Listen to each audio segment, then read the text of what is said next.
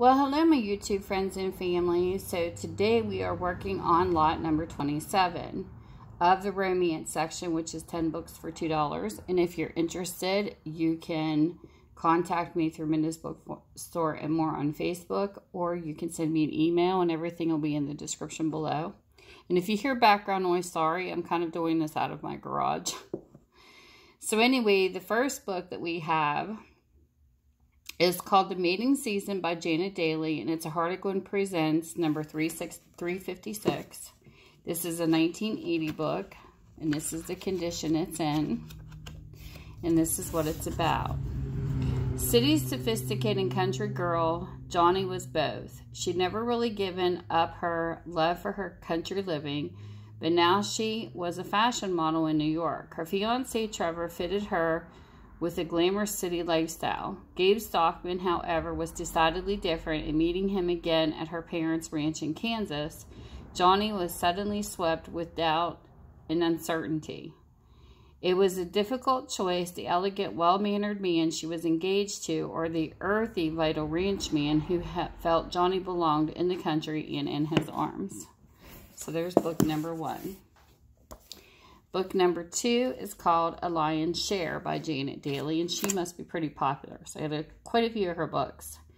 Harlequin Presents 208. Copyright's 1976. And this is the condition the book is in. And this is what it's about. Her resignation was typed and ready, but Joan was strangely reluctant to submit it to Brant. Her resolve that she was doing the right thing hadn't wavered, but Brant's unexplained actions raised hope that she couldn't entirely shrug aside. Then everything changed with Brant's words. "Miss Summers," he said curtly, "I'm prepared to accept your resignation. And please make it clear to the agency that this time I want someone older and married. Someone I can rely on, not to be carried away by ridiculous flights of fanciful imagination." So number 3 is called The Carolina Summer by Dailey, and this is Harlequin Presents 488. This is what the condition of the book is in, and the copyright is 1981, and this is what it's about.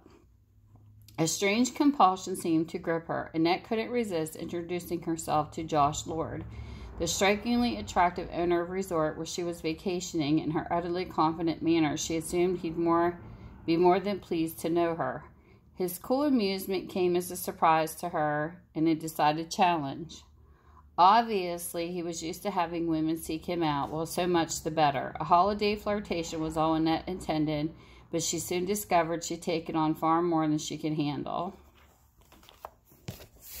Then we have book number 4. This is called Green Mountain Man by Dailey. It's Harlequin Presents 272. This is the condition that it's in. It is a 1978 copyright, and this is what it's about. I do still love you and want you back again. Jonah's gaze roamed possessively over Bridget's upturned face, so don't think I've given up because I haven't.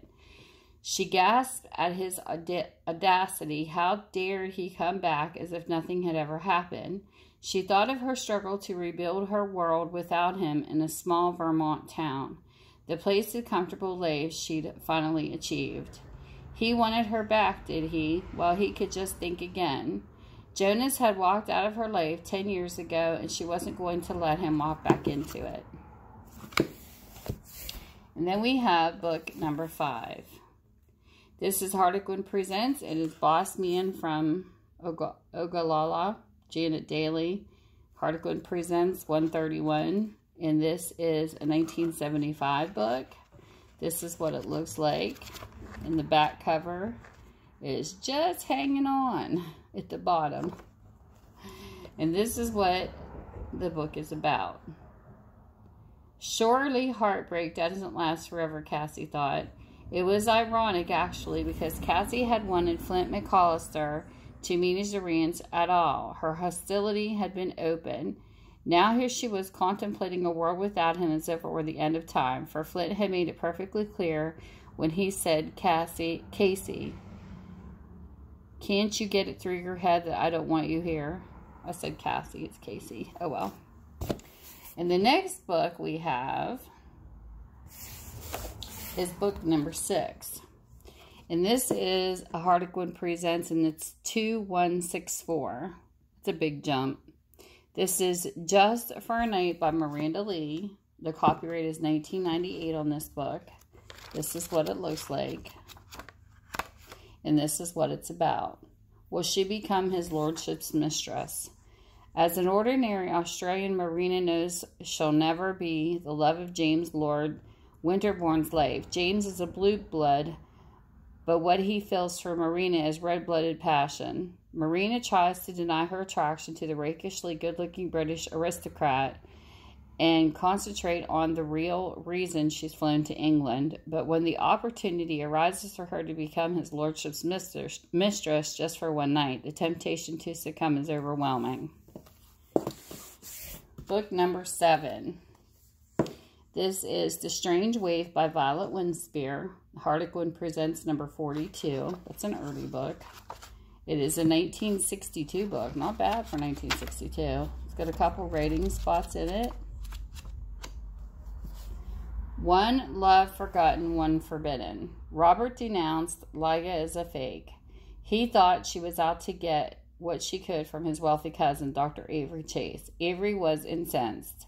He had found the frightened girl on the doorstep of his home on the edge of the Devon moors, suffering from amnesia. Lydia was torn between Avery's devotion and her attraction to the enigmatic Robert, and distraught over the impression of a ring missing from the third finger of her left hand. Was she forever changed to a forgotten past, or free to love? Book number 8. This is A Fire and Ice by Janet Dailey. Harlequin Presents 147. This is what the book looks like. And the copyright's 1975. Fire and Ice. You've taken the world on your shoulders. Zachary's voice was soft, caressing whisper that was oddly soothing and hypnotic. You made Chris your sole responsibility and refused help from everyone. Haven't you ever wanted anyone to take care of you? As much as she wanted to, Allison couldn't admit any such feelings to him. She felt obviously vulnerable, unable to handle the gentleness Zachary was displaying. How she feared he would break down her defenses. Book number 9. Wild and Wonderful by Janet Dailey. This is Harlequin Presents 416. And this is what it looks like. And this is 1980 copyright. And this is what it's about. Could Glenna bargain with a man like Jet? For her father's sake, Glenna Reynolds felt she had to try. The government was going to shut down her father's coal mine anyway. The only chance was for a merger with Jet Colson's huge conglomerate, Colson Mining. She found Jet Colson devastatingly attractive, but a tough businessman, and he wasn't interested in absorbing Reynolds' losses. It would have been easy if you'd suggested a merger with you, he told Glenna. In spite of his cool, emotionless arrogance, somehow Glenna was tempted by the proposition. And book number 10. The Bride of the Delta Queen by Janet Dailey. This is Harlequin Presents 284. This is what the book looks like. And this is a 1978, and this is what it's about. The lady was not for sale. Selena Merrick, anticipating having a pleasant vacation in New Orleans, she was even lighthearted enough to joke with a group of conventioneers who mistakenly thought she was a lady of the night. Chance Barkley, however, overhearing Selena's foolish words about the fees she supposedly charged, took them seriously and insisted on hiring her services. Selena managed to escape him, but when they met again on board a Mississippi steamboat, she knew her luck had run out. So there is the end of lot 27. So when you contact me, if you're interested, you just tell me what lot and I'll go find it for you. And with that, thank you for spending your time with me. You guys have a great day. Bye.